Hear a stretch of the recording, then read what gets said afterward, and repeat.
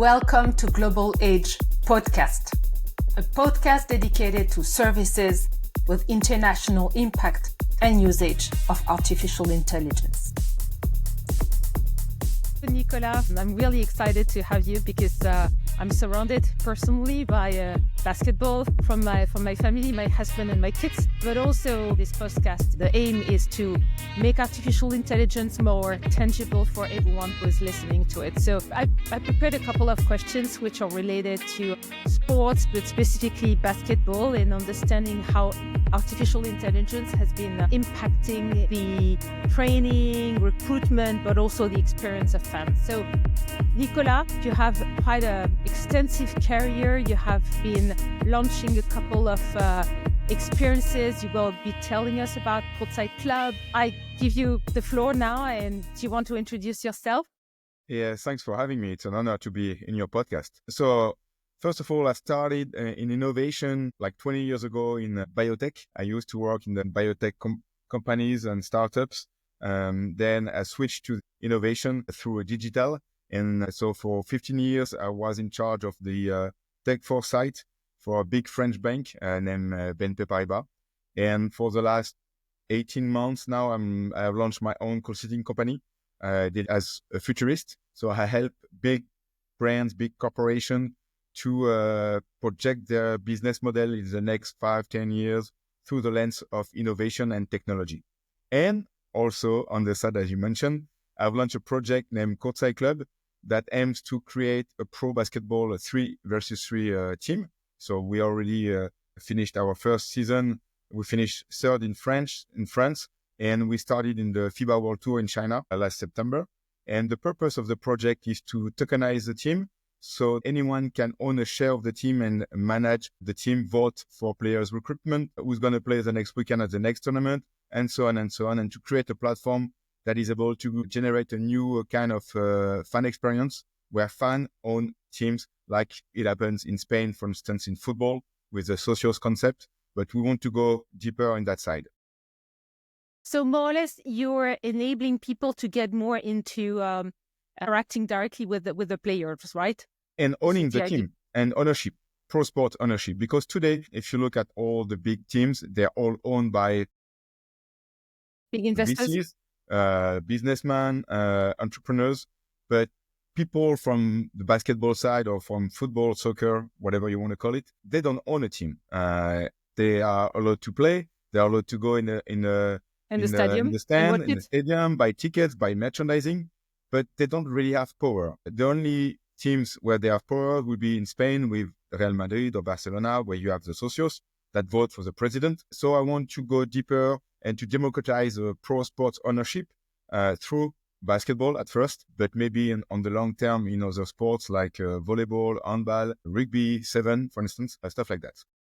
Are you using artificial intelligence at all in this concept so far? Yes, we do, mainly to create content, to edit content, and for social posts, for all our, presentation, white papers. It's a mix of human and AI. Obviously, like everybody is using ChatGPT or Claude or whatever Gen AI tool. AI helps to enhance your core values, your where you're good at, and that's why we use it today. Not yet for the players' recruitment. Nevertheless, from my other hat in the tech and innovation, we have seen a lot of innovation, and one of the big league that is investing in startups in AI is the NBA. For instance, with the NBA Launchpad, every year they invest between 5 to 6 startups, and most of them are dedicated to AI, where you have, for instance, Plantiga, a device in your insole in your shoes that tracks any movement, every jump, acceleration, and so on. And then it's being analyzed by AI, and then give you some feedback on how to train, if you need to rest, to prevent injuries, and so on. So there's a lot of use case of AI that we don't even know. For instance, the tennis image computation with the Okai technology to know if the ball is out or in the court, it's AI. And it's been running for almost 10 years now. Is it mostly driven, the use of AI, by coaches and the club owners? Or is it also requested by the players themselves because they feel that there's a potential for improving their performance, for preventing injuries, as you were saying? I would say all of them, because we are in a competitive space. So the purpose is to win and to be the best. So coaches want to be the best, players want to be the best. So they try to catch up all the tools that help them improve the result of the team or their performance on the court. For instance, if you look at LeBron James, there is some rumors saying that he's investing over $1 million in his body through tools, through AI, through device tracking, through nutrition, coaching, and so on. And so it's an investment that some players and teams are doing to improve their results. We have a lot of startups using computer vision tracking how teams are playing, and they are giving a debrief to the coach for the next opponent. Say, this player usually score is most effective in this part of the court, is less effective in this other part. So let's push him in on this side of the court, and so on. So everything is based on optimizing your performance on the court. Even the coaching staff can foresee players' movement thanks to 3D generation, where AI is able to generate virtual players, digital twins on a virtual court, and you see the movement of the players, where they go, how they move, and then see if it's efficient or not. And you are able to improve your system, your plays. So it's from all parts, and obviously the managers and the owners of teams, it's a business. So everything that can help them earn more money, get more fan engaged, is a great tool. So they're also investing in AI. And that's what is interesting with the NBA. All the teams are investing in innovation. And when something is working, they share it with the other teams. So they are able to gather the best tools, the best innovations that will generate the best results from the business side. Wow. Okay. So potentially it could have been helpful to prevent basketball players for being injured, or even to get a potential disease if we are using AI. I'm thinking, for example, about the impact of Wemby not being able to end the basketball season. I'm sure they use tracking devices on players for their heart rate, the oxygenation, the stress level. Like, for instance, during COVID, the NBA used the smart ring, Oura Ring. They analyzed the data. They were able to track the body temperatures, oxygenation, and so on. And now a lot of pro players are still using this kind of tools to track how well they sleep, to improve their nights.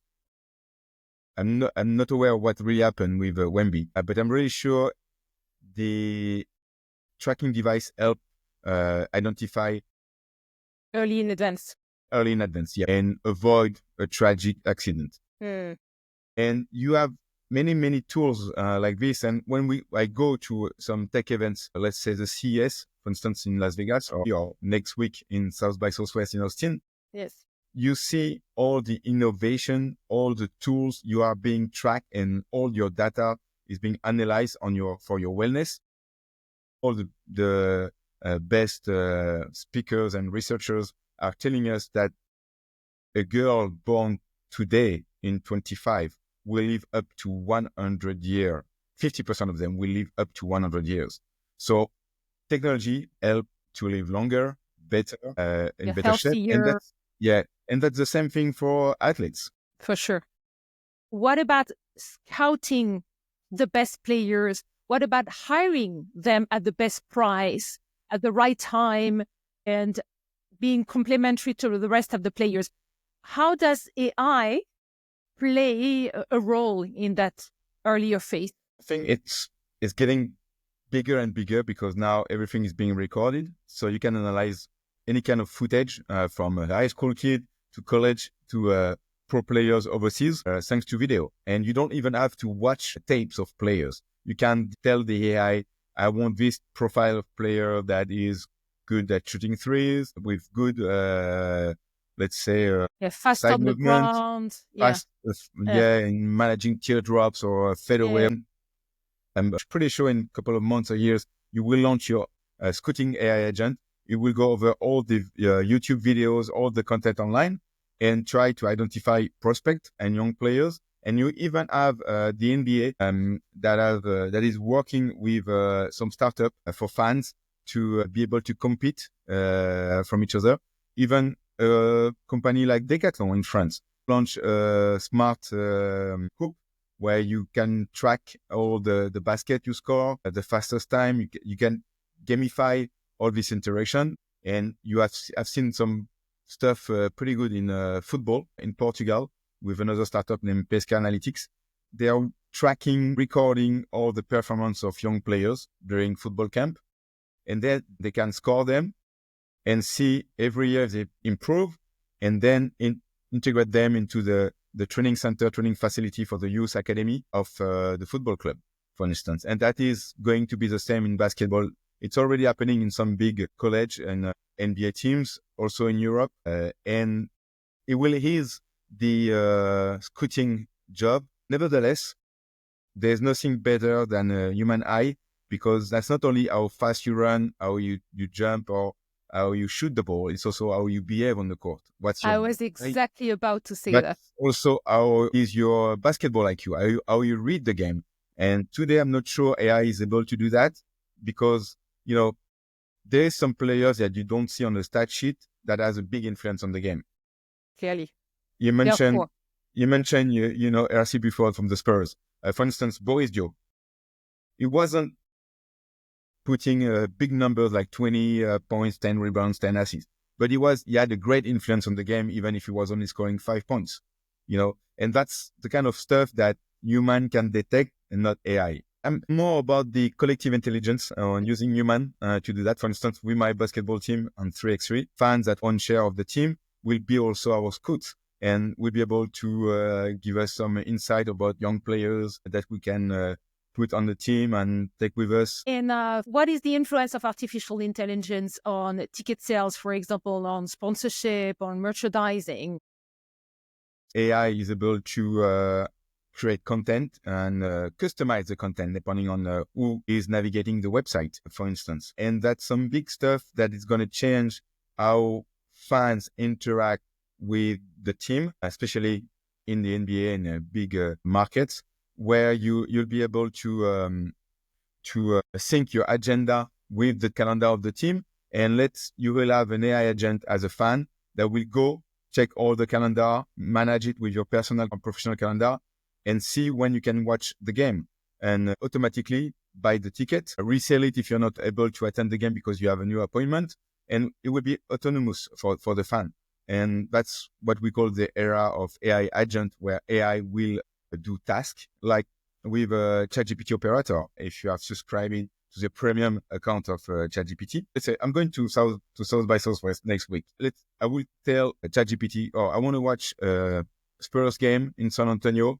I will just click on the buy button. Don't have to lose my time navigating the internet on different websites to get the best offer, for instance.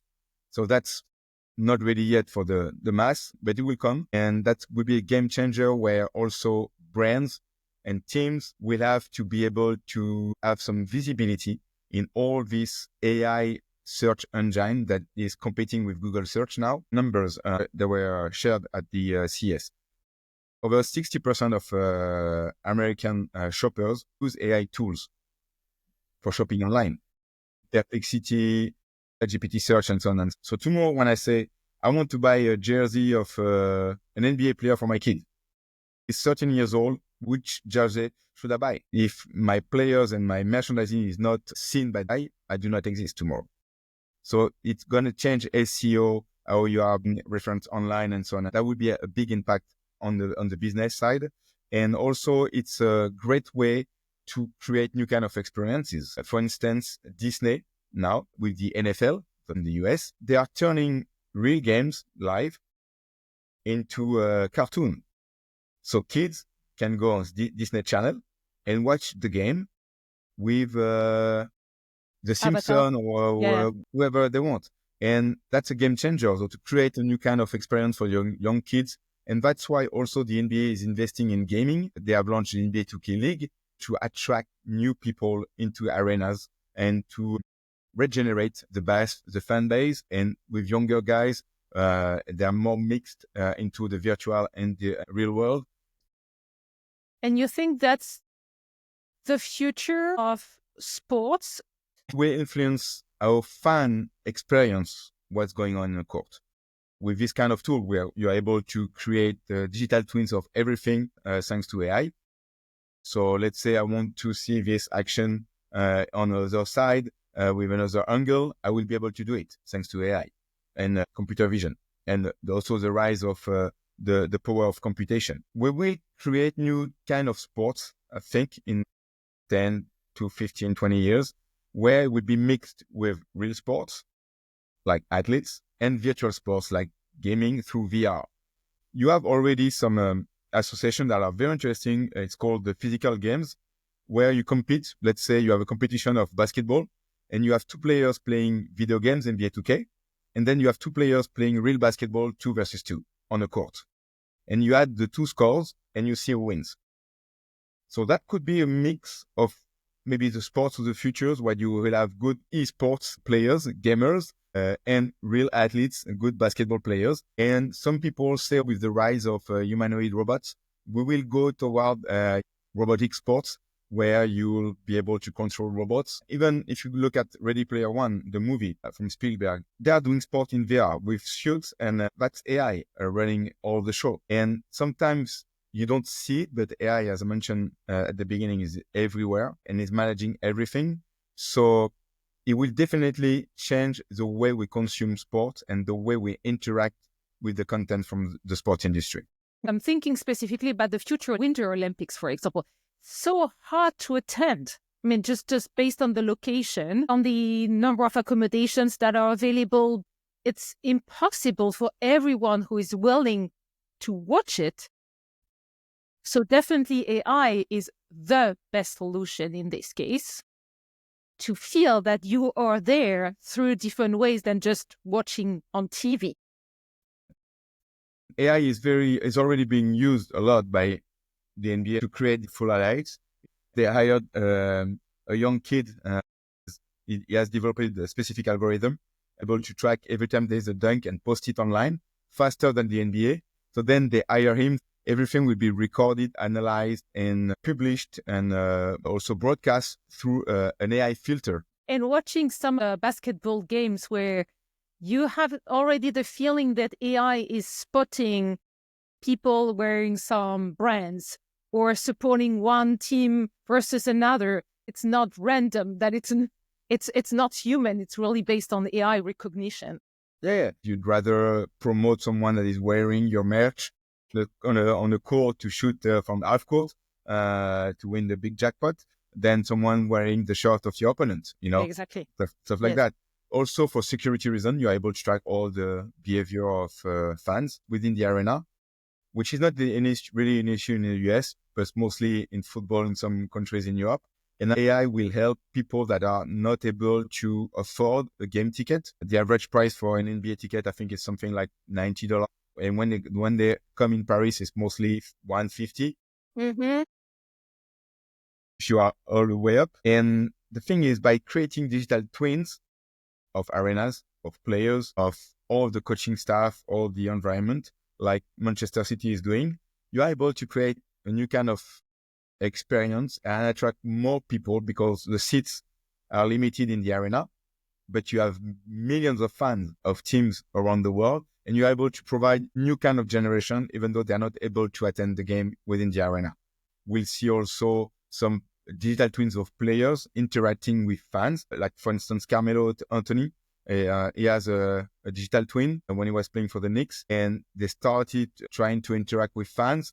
So it will be like a non-playable character in video games where you will be able to interact with him. Maybe Nike will be working with the digital twin of LeBron James, and that's LeBron James digital twin and avatars in the mobile application of Nike that will be selling the basketball shoes to your kids, or his jersey to fans. There's a lot of fantasy as well. It's really going pretty fast. And when you look at all the investment in AI, it's not only about just creating a cool picture of video. It will impact, obviously, the fan experience. I'm pretty sure 10, 15 years from now, we will be wearing smart glasses. We will have like a filter and a layer on the glass. Let's say you don't like basketball, and they will erase everything that is basketball related in your glasses. I love basketball, and every kind of ball, even a soccer ball, will be turned, or football will be turned into a basketball, because I love it. And we'll see the world differently depending on what you like, how you want to see the world through the lens of smart glasses with AI. There is augmented reality, like the Snap spectacles. You're able to talk to your glasses, see some content, and that's a big game changer. And that's what Amy Webb, futurist from Tech Foresight and also a teacher at NYU, is calling the face computer era. Wow, I want to be 10 years from now and see that. You tell me, maybe I'm wrong, you know? I think it's really exciting. I want to speed up time. Thank you so much, Nicolas. You're so welcome. Thanks for having me, and do not forget, follow CourtSideClub. Definitely. Thank you for reminding.